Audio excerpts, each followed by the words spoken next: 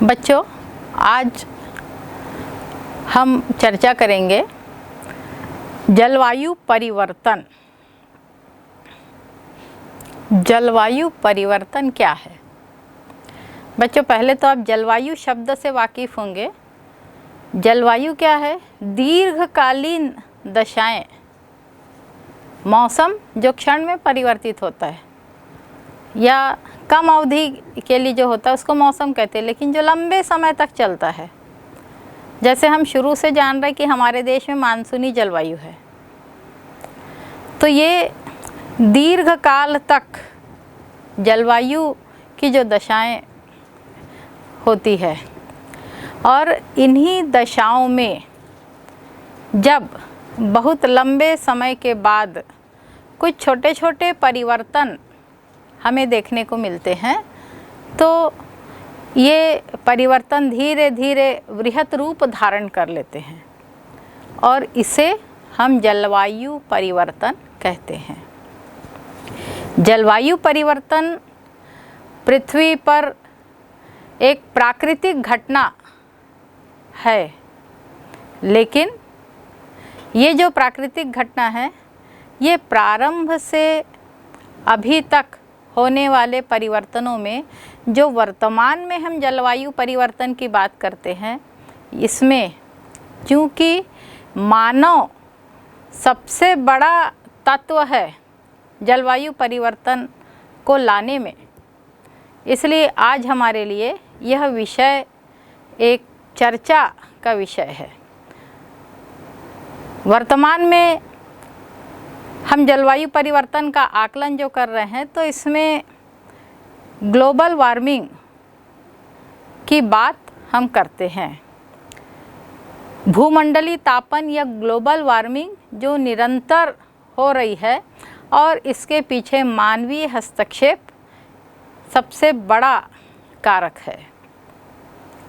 बच्चों, ये जो जलवायु परिवर्तन की घटनाएं हैं, ये तो पृथ्वी की उत्पत्ति के साथ ही प्रारंभ हो चुकी है। हम पृथ्वी के यदि इतिहास का अवलोकन करें, तो पृथ्वी जब उत्पन्न हुई और उसके बाद का जो समय है, इस समय को हम देखिए विभिन्न नामों से जान रहे हैं, जैसे प्री कैम्ब्रियन, मेसोजोइक इरा या मध्यजीवी कल्प, और चौथा जो है ये सेनियोजोइक नवजीवी महाकल्प।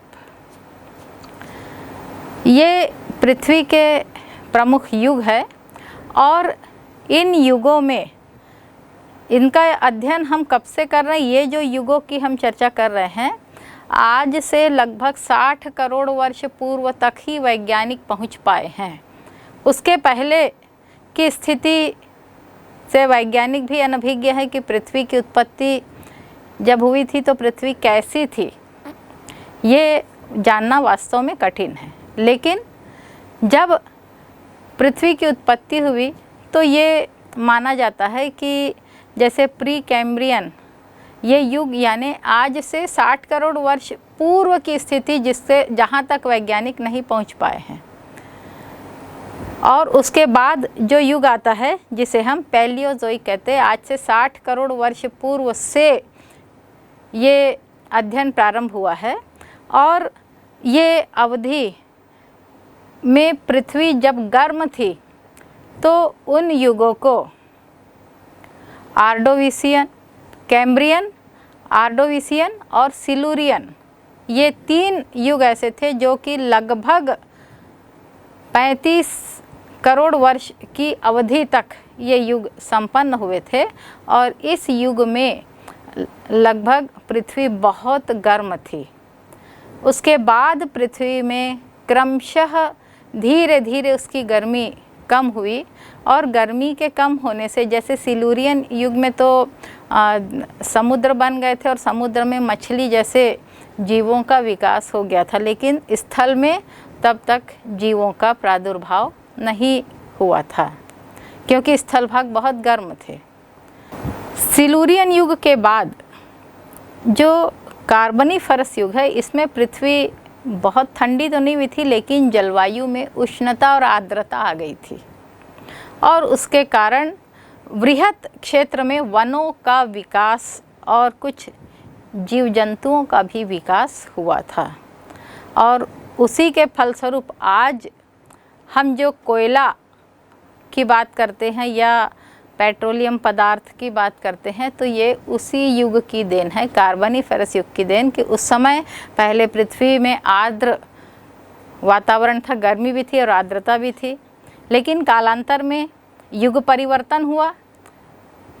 हो सकता है बहुत से ज्वालामुखी उद्गार हुए होंगे और ये पूरे के पूरे वन जीव जंतु थे, ये लावा के नीचे दब गए हों। दबाव के कारण जो वनस्पति थी या जो जीवाश्म थे, ये ऊर्जा संसाधनों के रूप में परिणित हो गए और आज हमें ये ऊर्जा के रूप में मिल रहे हैं। कितने साल लगते हैं इन सबको बनने में। तो वह भी जलवायु परिवर्तन का सूचक था। आर्द्र और उष्ण जलवायु थी, जो वनों का विकास हुआ। उसके बाद संभवतः पृथ्वी में कुछ उथल पुथल मची होगी, ज्वालामुखी का उद्गार हुआ होगा, सागर जल का विस्तार हुआ होगा और पूरी की पूरी वनस्पति दब गई।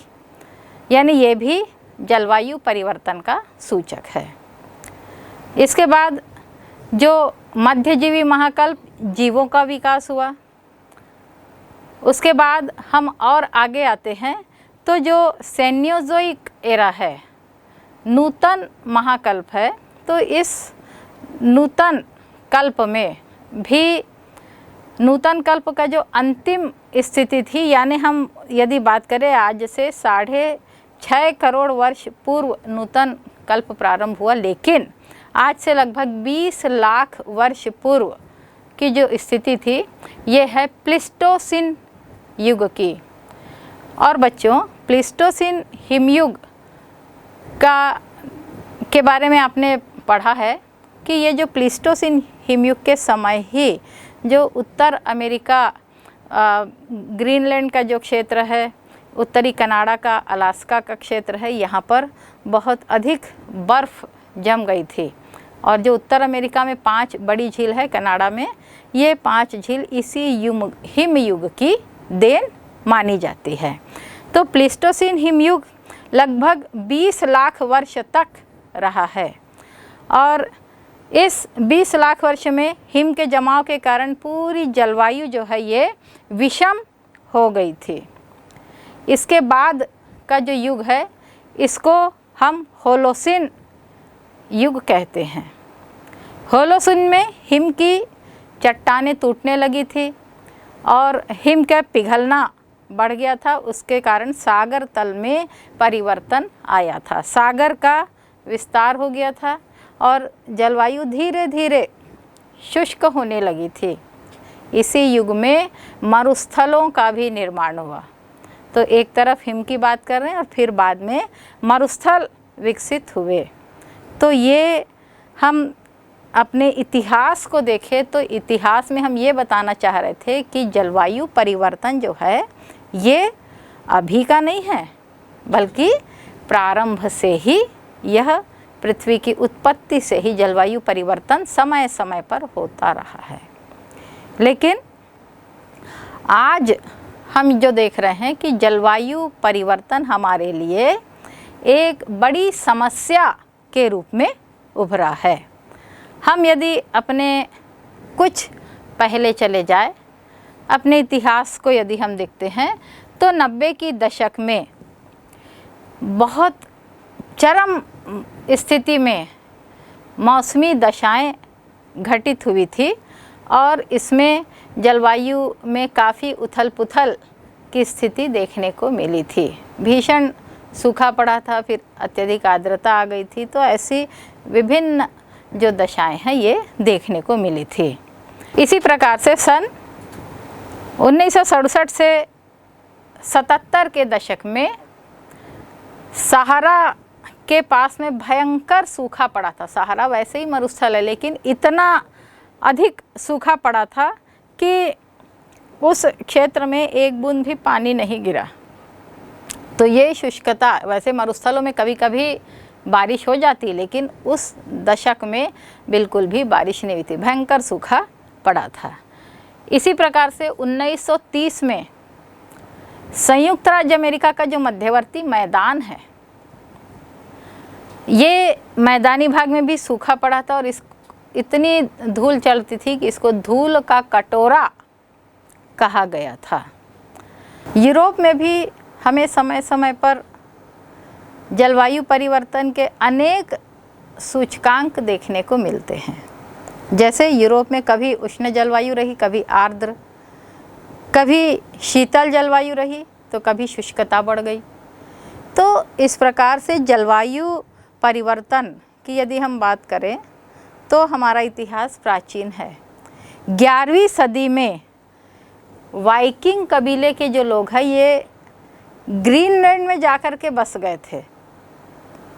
ये भी जलवायु के कारण ही संभवतः वहाँ जाकर के बसे होंगे।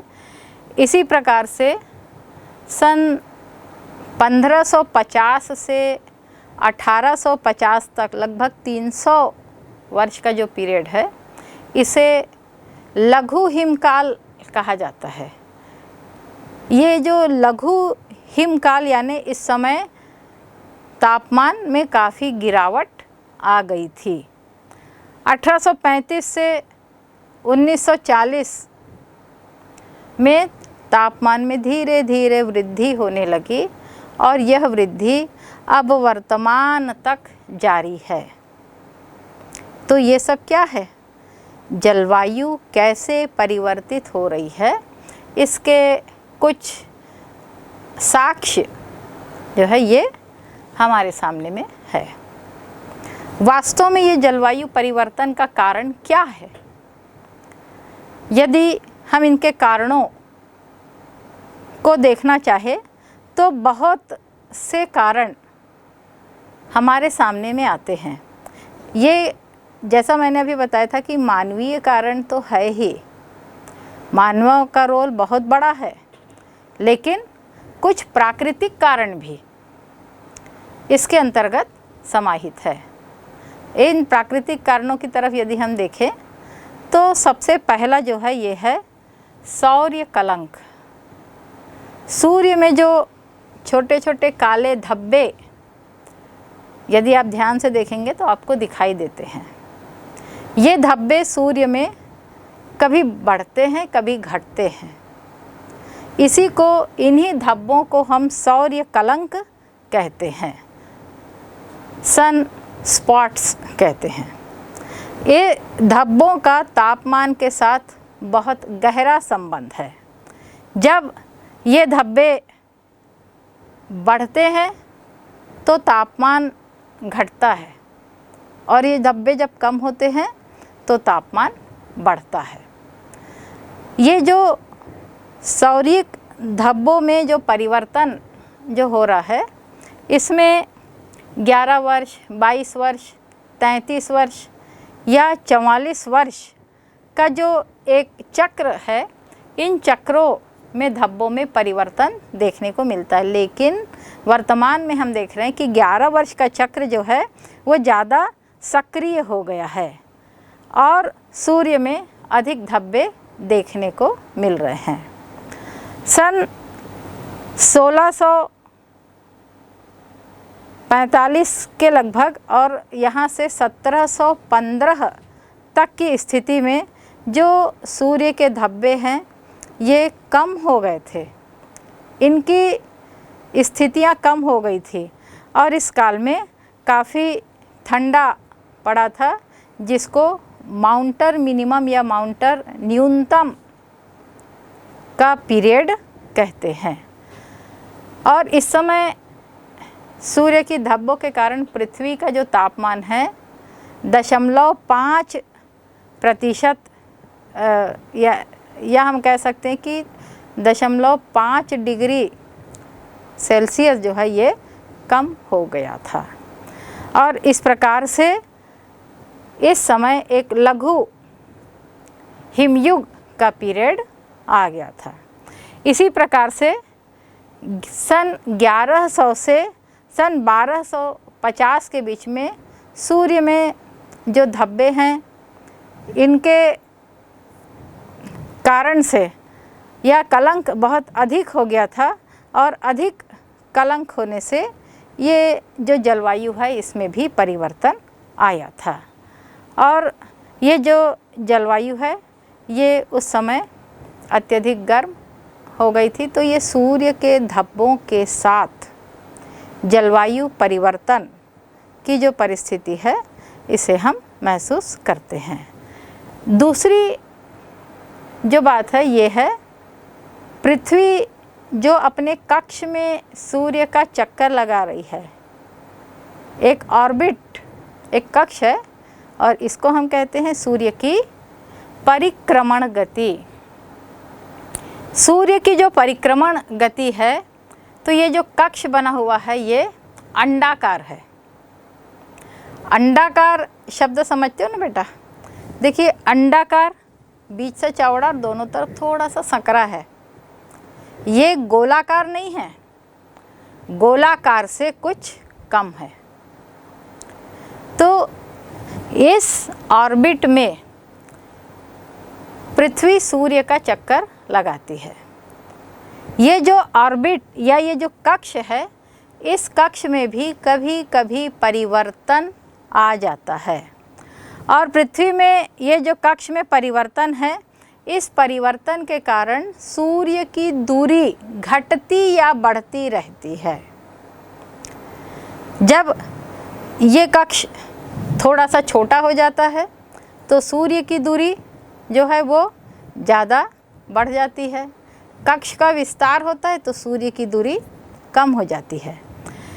इस प्रकार से जब सूर्य की दूरी कम हो जाती है तो इसको अपसौर्यिक कहते हैं।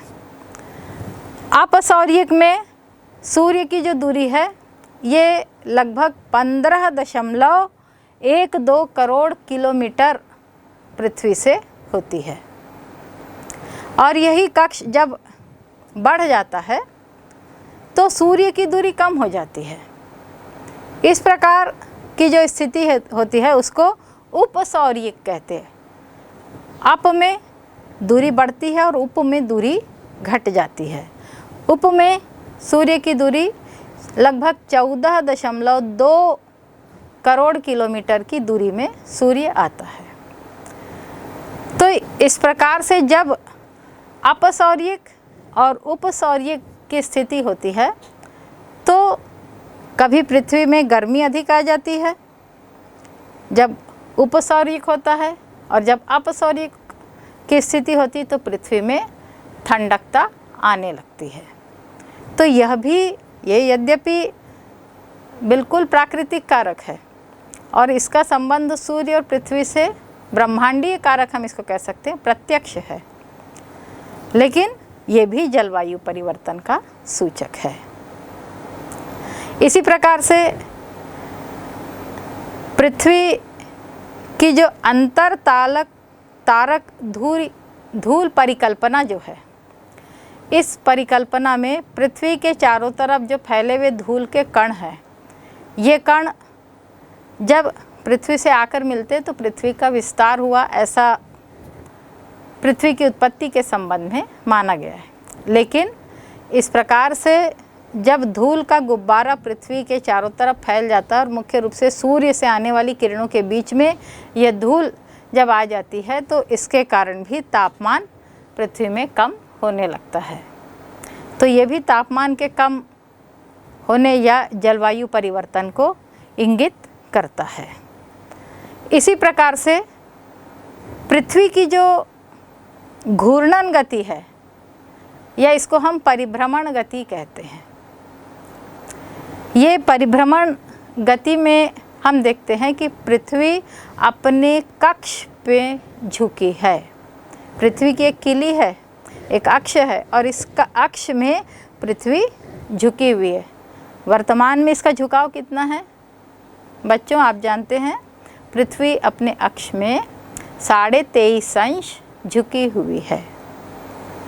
लेकिन पृथ्वी में ये जो अक्षीय झुकाव है, इस झुकाव में भी परिवर्तन आता है। लगभग 40 से 50 वर्ष के बीच में इसके अक्षीय झुकाव में थोड़ा सा परिवर्तन आता है। 1 डिग्री या उससे भी कम ये पूर्व या पश्चिम की ओर सरकती रहती है। लेकिन ऐसा भी माना जाता है कि जो पृथ्वी का जो औसत झुकाव है, ये औसत झुकाव लगभग 21 डिग्री 1 मिनट का है। लेकिन पृथ्वी अभी ज़्यादा झुक गई है, 23.5 अंश झुकी है। तो कभी पृथ्वी में जो झुकाव का आकलन किया, ये लगभग 24.4 मिनट का आकलन किया गया है, जबकि कभी पृथ्वी में जो झुकाव है ये लगभग 21.8 मिनट यानी 21 डिग्री 8 मिनट का झुकाव महसूस किया गया है। ये पिछले 5000 वर्ष की स्थिति में झुकाव का अनुमान लगाया गया है। तो पृथ्वी के झुकाव से न केवल दिन रात की अवधि में परिवर्तन होता है, बल्कि ध्रुवों में जो लंबी रातें होती है ये इसी झुकाव की परिणति है। यदि पृथ्वी का झुकाव कम हो जाए या पृथ्वी यदि सीधी हो जाएगी तो क्या होगा? पूरे पृथ्वी पर 12 घंटे का दिन और 12 घंटे की रात होगी। हालांकि ऐसा संभव नहीं है। या पृथ्वी जरा ज़्यादा झुक जाए, पर ये संभव नहीं है। लेकिन ये जो पृथ्वी का जो अक्षीय परिवर्तन बहुत थोड़ा सा भी हो रहा है, तो इस अक्षीय परिवर्तन से दिन और रात की अवधि में परिवर्तन आता है। और दिन और रात की अवधि में परिवर्तन आने से भी जलवायु में कुछ परिवर्तन आता है। तो इस प्रकार से जलवायु में परिवर्तन के लिए ये प्रमुख बातें हैं। इसके अलावा वायुमंडल में भी कुछ परिवर्तन आ रहे हैं। ये वायुमंडलीय परिवर्तन, जैसे अभी आप जान रहे बच्चों कि कार्बन डाइऑक्साइड की मात्रा बढ़ती चली जा रही है, और उसका परिणाम भी हम कहते हैं कि ओजोन की लेयर में छिद्र हो रहा है। ओजोन क्या है? विकिरण, सौरिक विकिरण जो होता है, तो इससे वह हमारी रक्षा करती है। और इसी में यदि छिद्र आ गया तो विकिरण सही नहीं होगा और तापमान बढ़ने लगता है। तो ये वायुमंडलीय परिवर्तन हुआ। इसके अलावा पृथ्वी में निरंतर ज्वालामुखी के विस्फोट हो रहे हैं। ज्वालामुखी से पृथ्वी के भीतर की बहुत अधिक ऊष्मा बाहर आती है और ये पूरे वातावरण में छा जाती है। इससे भी गर्मी बढ़ रही है। इसके अलावा महाद्वीप और महासागरों की स्थिति में जो परिवर्तन आए हैं समयानुसार, ये भी जलवायु परिवर्तन के सूचक हैं। और आज भी जैसे हम कहते हैं कि पृथ्वी पर जलवायु की पेटी स्थिर है, लेकिन महाद्वीप और महासागर यदि अपने स्थान से किसी भी तरफ सरकते हैं तो जलवायु की पेटी बदलती है। तो ये कुछ कारण हम कह सकते हैं कि ये जलवायु परिवर्तन के लिए अपना सहयोग देते हैं, या ये महत्वपूर्ण तथ्य है जो जलवायु परिवर्तन में सहभागी हैं। आइए अब हम देखते हैं कि जलवायु परिवर्तन का मतलब कौन कौन सी ऐसी बातें हैं जो हमें जलवायु परिवर्तन के लिए बहुत स्पष्ट भूमिका अदा करते हुए दिखाई दे रही है।